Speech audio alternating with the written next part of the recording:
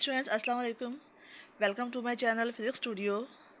आज हम ninth class की जो फ़िज़िक्स है उसमें जो हमारा टॉपिक है उसके बारे में पढ़ेंगे कि टॉपिक हमारा क्या है कि tension and acceleration in the string, कि स्ट्रिंग के अंदर टेंशन और एक्सेलरेशन जो प्रोड्यूस होती हैं उनका बॉडीज़ की मूवमेंट में क्या रोल है। ठीक है, जैसा कि आपको इसमें डायग्राम में नज़र आ रहा है, इसमें एक स्टैंड है, उसके साथ एक स्ट्रिंग को हमने अटैच किया हुआ है, बांधा हुआ है, और उसके साथ एक ब्लॉक है और उसको हमने स्ट्रिंग के साथ जो है वो अटैच किया हुआ है। ठीक है, अब हम देखते हैं कि जो ब्लॉक है उसके ऊपर दो फोर्सेस जो हैं वो एक्ट कर रही हैं। एक वेट फोर्स है जो कि डाउनवर्ड डायरेक्शन में एक्ट कर रही है, डब्ल्यू, और एक टेंशन फोर्स है, टी, जो कि अपवर्ड डायरेक्शन में एक्ट कर रही है। चूँकि इस वक्त ब्लॉक जो है वो रेस्ट पर है, तो ये दोनों फोर्सेज जो हैं वो इक्वल हैं, अपोजिट हैं, और एक दूसरे को कैंसिल आउट कर देंगी। तो ब्लॉक जो है वो उसके ऊपर जो रिजल्टेंट फोर्स है वो ज़ीरो होगी। तो जब रिजल्टेंट फोर्स ज़ीरो होगी, एफ ज़ीरो होगा, तो F is equal to M A के अकॉर्डिंग ए भी ज़ीरो होगा। तो एक्सेलरेशन जो है उसके अंदर नहीं होगा और बॉडी जो है वो रेस्ट पे होगी। ठीक है, तो ये हमारा जो वो कंडीशन थी जिसमें बॉडी जो है वो रेस्ट पर है। उसके बाद हम नेक्स्ट जो कंडीशन है उसको देखते हैं कि हमारे पास एक इस तरह की अरेंजमेंट है जिसमें एक पुली है, फ्रिक्शनलेस पुली है, और इसमें इसके साथ इसके ऊपर से एक स्ट्रिंग गुजर रही है, उसके साथ दो बॉडीज़ जो हैं वो अटैच हैं। एक बॉडी को हमने ए का नाम दिया है, दूसरी बॉडी को हमने बी का नाम दिया है। जो बॉडी ए है उसकी मास जो है वो m1 है, और जो बॉडी बी है उसकी मास जो है वो m2 है। और मास m1 जो है वो डाउनवर्ड डायरेक्शन में मूव कर रही है और मास m2 जो है वो अपवर्ड डायरेक्शन में एक्ट कर रही है। मीन ये दोनों बॉडी जो है वो वर्टिकल जो है वर्टिकल डायरेक्शन में मूव कर रही हैं। ठीक है, तो इस तरह की अरेंजमेंट जो है उसे हम कहते हैं एटवुड मशीन। जब भी आपको कोई क्वेश्चन आए कि एटवुड मशीन जो है वो क्या होती है, तो आपने बताना है कि इसमें दो बॉडीज़ हैं जो कि वर्टिकली मूव कर रही हैं और ये स्ट्रिंग के साथ अटैच हैं, और स्ट्रिंग जो है वो एक पुली के ऊपर से पास हो रही है और पुली जो है वो फ्रिक्शनलेस है। ठीक है, तो इस तरह की अरेंजमेंट जो है उसे हम कहते हैं कि ये एटवुड मशीन है। तो इसके अंदर हम देखते हैं कि टेंशन टी और वेट फोर्स जो है किस तरीके से एक्ट कर रहे हैं। इसमें आप देखें कि जो वेट फोर्स है ऑन बॉडी ए वो डाउनवर्ड है और जो टेंशन टी है वो अपवर्ड है। लेकिन एक्चुअली वेट फोर्स की वजह से जो बॉडी ए है वो डाउनवर्ड डायरेक्शन में मूव कर रही है। तो इसका मतलब ये है कि रिजल्टेंट फोर्स या नेट फोर्स जो है इसमें वो डाउनवर्ड डायरेक्शन में होगी। यानी m1g जो वेट फोर्स है वो टेंशन टी के मुकाबले में ज़्यादा है। तो नेट फोर्स हम कैसे निकालेंगे? Net force will be equal to m1g minus T. ठीक है, जैसे हम यहाँ पे देखते हैं कि जो हमारी नेट फोर्स है वो m1g माइनस टी।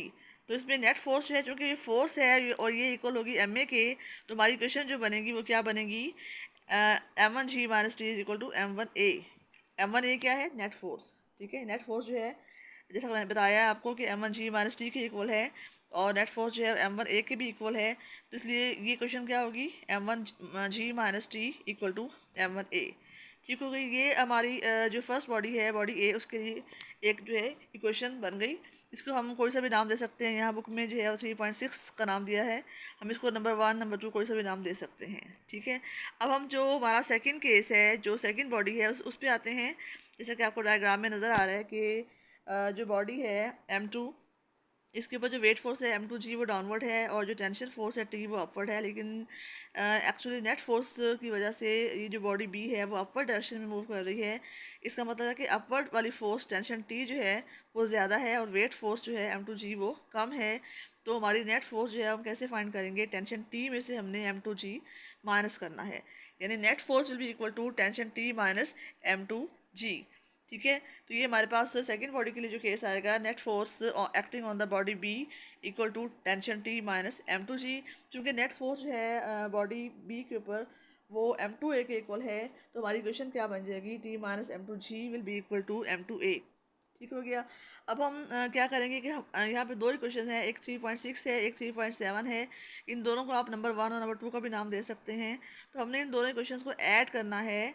जैसा कि आप देखें कि जो राइट साइड पर m1a है और सेकंड जो क्वेश्चन है उसमें m2a है। हम इन दोनों को ऐड करेंगे, m1a प्लस m2a, और फिर हम इसमें से a कॉमन लेंगे, तो ये m1 प्लस m2 इंटू ए आएगा। और जो लेफ्ट साइड है इसमें m1g माइनस टी, और सेकंड क्वेश्चन में प्लस टी माइनस m2g। तो माइनस टी और प्लस टी जो है वो कैंसिल आउट हो जाएंगे। तो ये आएगा हमारे पास m1g माइनस m2g। तो यहाँ से हम g कॉमन लेंगे, तो ये आएगा m1 माइनस m2 इंटू जी। ठीक है।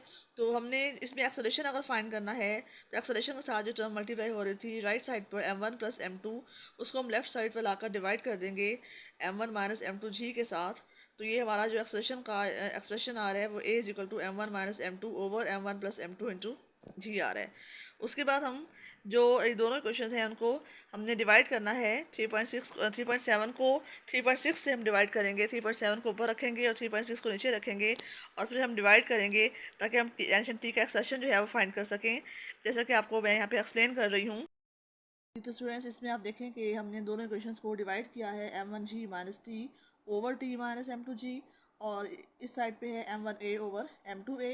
तो a जो है दोनों साइड से कैंसिल आउट हो गया है। फिर हमने इनको क्रॉस मल्टीप्लाई करना है, मतलब m2 जो है वो इस साइड पे इस पूरी टर्म है उससे मल्टीप्लाई होगा। तो ये बनेगा m2 इंटू m1g - t, और इस साइड पर m1 जो है वो इस पूरी टर्म से मल्टीप्लाई होगा। तो ये आएगा m1 इंटू t - m2g।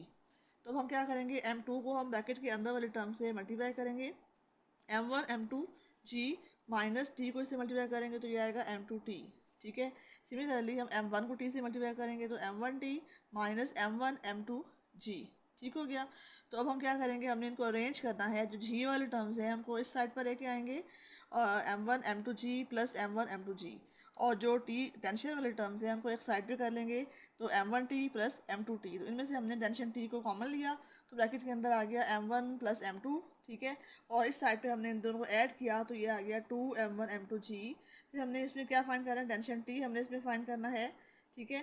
तो टेंशन t को आप यहीं भी रखेंगे और इस साइड पे 2m1 m2g के साथ जो ये वाली टर्म है m1 प्लस m2 वो इस साइड पे आके डिवाइड हो जाएगी और साथ जो है g मल्टीप्लाई होगा। ठीक है जी स्टूडेंट्स, यहाँ पे आप देखें कि जो हमारी क्वेश्चन 3.8 है इसको हम रीअरेंज करके जी की वैल्यू भी निकाल सकते हैं। तो इसमें हम m1 प्लस m2 को लेफ्ट साइड पे लेके जाएंगे और एक के साथ मल्टीप्लाई होगी, और ये आएगी जी की वैल्यू हमारे पास m1 प्लस m2 इंटू ए ओवर m1 माइनस m2। इसमें जो टू फैक्टर लिखा हुआ है, टू जो है इसमें मिस्टेकन लिखा हुआ है, एक्चुअली यहाँ पे टू नहीं आएगा। ठीक है। तो ये एडवर्ड मशीन के जो एक्सप्रेशंस हैं, इन एक्सप्रेशंस की मदद से हम एडवर्ड मशीन की जो स्ट्रिंग है उसके अंदर एक्सेलरेशन ए और टेंशन टी और जी की वैल्यू भी हम इन फार्मूला से हम फाइंड कर सकते हैं। ठीक है। उसके बाद हम जो नेक्स्ट हमारी एग्जांपल है 3.4 उस पर आते हैं। तो इसमें देखें कि टू मासेस हैं 5.2 एंड 4.8 किलोग्राम। एक m1 है एक m2 है और इनको अटैच किया हुआ है to the ends of an inextensible string. Inextensible string क्या होती है, जिसको हम एक्सटेंड नहीं कर सकते, जिसको हम खींच के इसकी लंबाई में इजाफा नहीं कर सकते, उसमें जो है वो मतलब उसको इसकी जो लंबाई है वो चेंज नहीं हम कर सकते। ठीक है।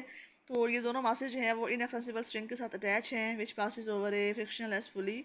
Find the acceleration in the system and the tension in the string when both the masses are moving vertically. ये आपने ख़ास तौर पे गौर करना है कि जो भी आपको इस टाइप की एग्जांपल या कोई प्रॉब्लम आएगा तो उसमें जो अरेंजमेंट है वो किस टाइप की है। तो यहाँ पे उन्होंने बताया हुआ है क्लियरली कि दोनों मासेस जो हैं वो मूविंग वर्टिकली हैं। तो इसमें इसका मतलब ये है कि ये एटवुड मशीन की ही अरेंजमेंट है।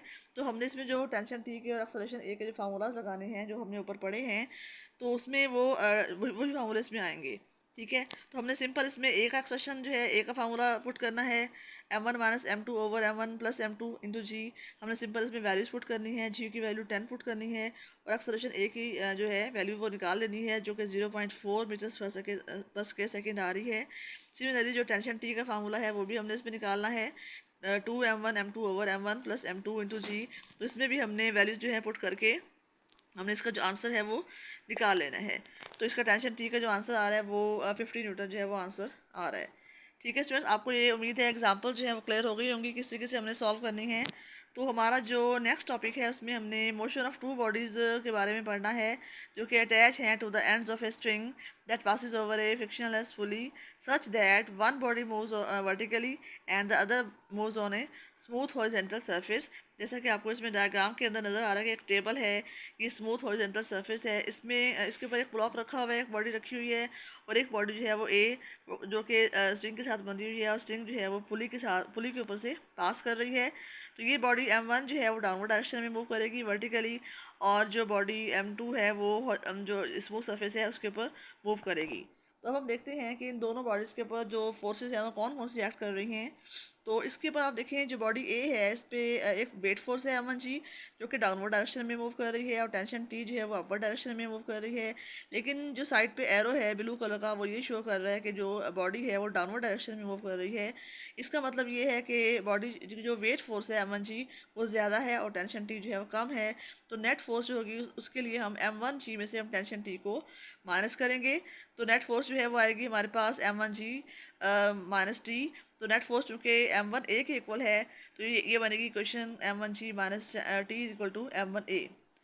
ठीक है, उसके बाद जो सेकंड बॉडी है उसमें आप देखें डायग्राम के अंदर इसके ऊपर दो फोर्सेस तो एक्ट कर रही हैं, M2G वेट फोर्स, और जो इसकी टेबल की जो रिएक्शन फोर्स है आर वो अपवर्ड डायरेक्शन में एक्ट कर रही है। यानी वेट फोर्स जो है इसकी वो एक्शन फोर्स है, और जो टेबल की सरफेस की अपवर्ड डायरेक्शन में जो फोर्स है वो रिएक्शन फोर्स है। ये दोनों फोर्सेज जो हैं वो इक्वल एंड अपोजिट हैं और ये एक दूसरे को कैंसिल आउट कर देंगी। उसके बाद जो स्ट्रिंग की टेंशन है उसके अंडर ये जो ब्लॉक बी है ये मूव करेगा। इसका मतलब है कि जो इसकी नेट फोर्स है वो स्ट्रिंग की टेंशन टी के इक्वल है। तो यहाँ पे हम लिखेंगे जो स्ट्रिंग की टेंशन टी है वो उसको हम लिखेंगे कि T will be equal to M2A। क्योंकि नेट फोर्स है ना, तो नेट फोर्स जो है वो M2A के इक्वल होगी, और नेट फोर्स जो है टेंशन टी के भी इक्वल है। तो हमारी इक्वेशन जो है वो बनेगी according to Newton second law T is equal to M2A। तो ये दो इक्वेशन जो है हमारे पास हो गई हैं, एक 3.10 के नाम से है और एक जो है वो 3.11 के नाम से है। तो इसको आप इन दोनों इक्वेशंस को यूज़ कर सकते हैं हम डिफरेंट एक्सप्रेशन को फाइंड करने के लिए। तो हम क्या करेंगे, हम इन दोनों इक्वेशंस को ऐड करेंगे, ठीक है। और हम इसकी मदद से हम क्या करेंगे, ए एक्सप्रेशन जो है वो हम फाइंड करेंगे, और फिर इस एक्सप्रेशन ए को हम जो इक्वेशन है 3.11 उसके अंदर पुट करके हम टेंशन टी को फाइंड करेंगे। ठीक है, तो ये हो गया आपका, आई थिंक आपको ये क्लियर हो गया होगा कि हम इसको किस तरीके से हम फाइंड करेंगे। उसके बाद जो इसकी एग्जांपल है 3.5, इसमें आप गौर से देखें कि अरेंजमेंट जो है किस तरीके से बताई हुई है कि दो मासेस हैं 4 एंड 6 किलोग्राम, एक M1 हो गई एक M2 हो गई, और इन दोनों को अटैच किया हुआ है to the ends of a inextensible string which passes over a frictionless pulley such that 6 kilogram mass जो है moving over a frictionless horizontal surface and the mass 4 kilogram is moving vertically downward. तो ये हमारा second case है, ये Atwood machine नहीं है। आपने इस पर गौर करना है कि कौन सी अरेंजमेंट है, तो इससे आपको आइडिया हो रहा होगा कि ये हमारी एटवुड मशीन का की जो अरेंजमेंट है ये नहीं है, बल्कि जो सेकंड अरेंजमेंट हमने पढ़ी है ये उसके बारे में है। तो इसके लिए जो हमने ऊपर फार्मूलाज पढ़े हैं वही हमने यूज़ करने हैं। Acceleration will be equal to M1/M1 plus M2 into g. इसके अंदर हमें जस्ट वैल्यूज पुट करनी है और इसका आंसर निकालना है। तो ये आंसर आ रहा है इसका 4 मीटर पर स्क्वायर सेकेंड। सिमिलरली जो हमने टेंशन टी का फार्मूला इसके बारे में पढ़ा है M1/M2 over M1 plus M2 into जी। इसमें भी हमने जो है जस्ट वैल्यूज पुट करनी है और उनका आंसर निकालना है। टेंशन टी का जो एक्सप्रेशन आ रहा है वो 24 न्यूटन आ रहा है।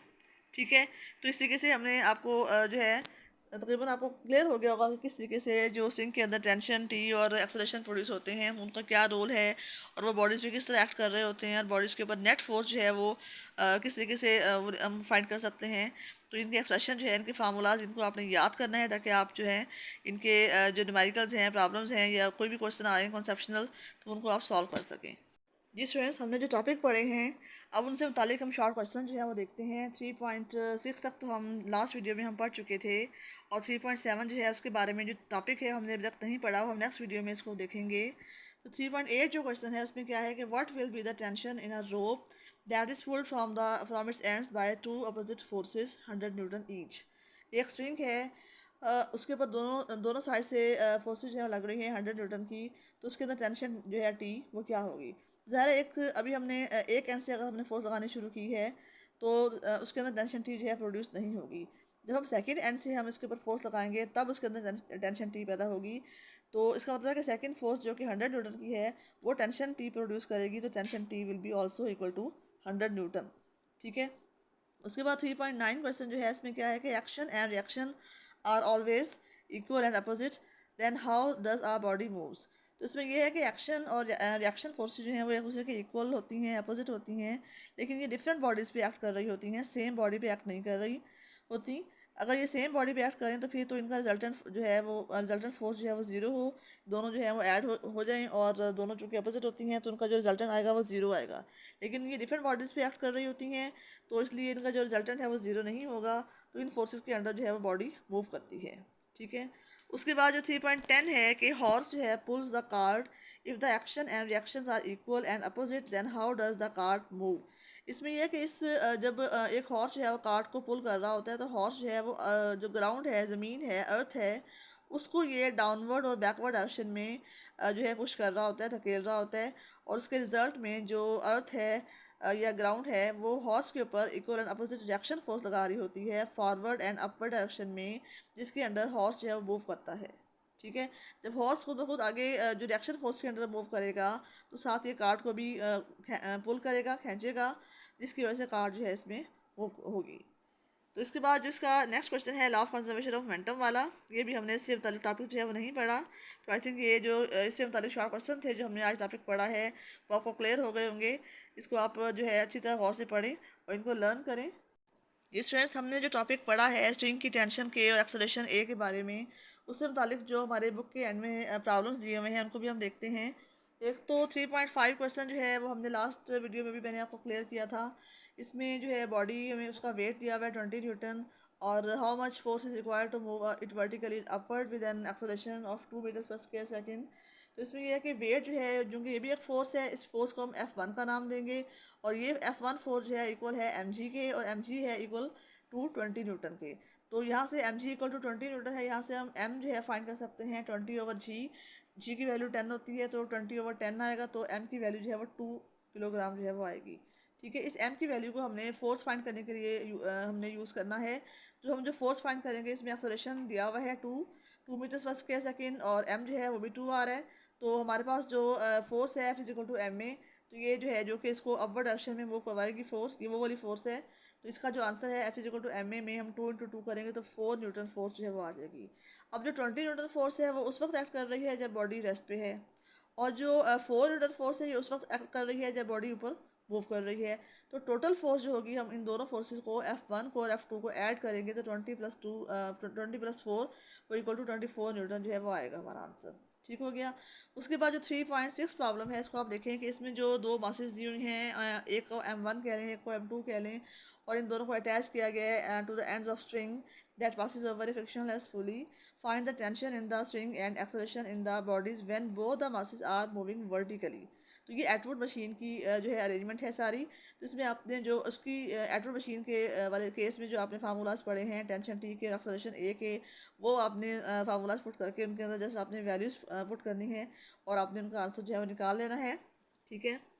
तो उसके बाद जो हमारा नेक्स्ट क्वेश्चन है 3.7, इसमें आप देखें कि दो मासेस दी हुई हैं 26 और 24 किलोग्राम, और उनको हमने स्ट्रिंग के साथ अटैच किया हुआ है which passes over a frictionless pulley. तो इसमें जो 26 किलोग्राम है वो एक स्मूथ सरफेस के ऊपर से ऊपर पड़ी हुई है, और जो 24 न्यूटन वाली मास है हमारे पास, वो वर्टिकली डाउनवर्ड डायरेक्शन में मूव कर रही है। ठीक है। 24 किलोग्राम वाली जो मास है वो वर्टिकली डाउनवर्ड मूव कर रही है। तो इस केस में हमने टेंशन टी और स्ट्रिंग के अंदर एक्सेलरेशन ए जो है वो हमने फाइंड करना है। ठीक है। तो इसमें जो हमारी एटवुड मशीन की जो थी अरेंजमेंट, वो इसमें नहीं आएगी, बल्कि जो सेकंड हमने पढ़ी है अरेंजमेंट, वो इसके अंदर आएगी। तो उनके अंदर जो फार्मूलाज हमने पढ़े हैं एक्सेलरेशन ए का और टेंशन टी का, उनको हमने चूँकि याद पहले किया हुआ है आप लोगों ने, आप इनको अच्छी तरह याद करेंगे, तो वो फार्मूलाज जो है लिखने हैं आपने, उनके अंदर जस्ट वैल्यूज़ पुट करनी है, तो उनका आंसर जो है वो निकालना है। ठीक है। तो आई थिंक जो नेक्स्ट क्वेश्चन है वो आप लोगों ने जो टॉपिक अभी नहीं पढ़ा उनसे मुतालिक हैं, तो जब हम वो टॉपिक पढ़ेंगे तो वो आपको भी क्लियर हो जाएगा।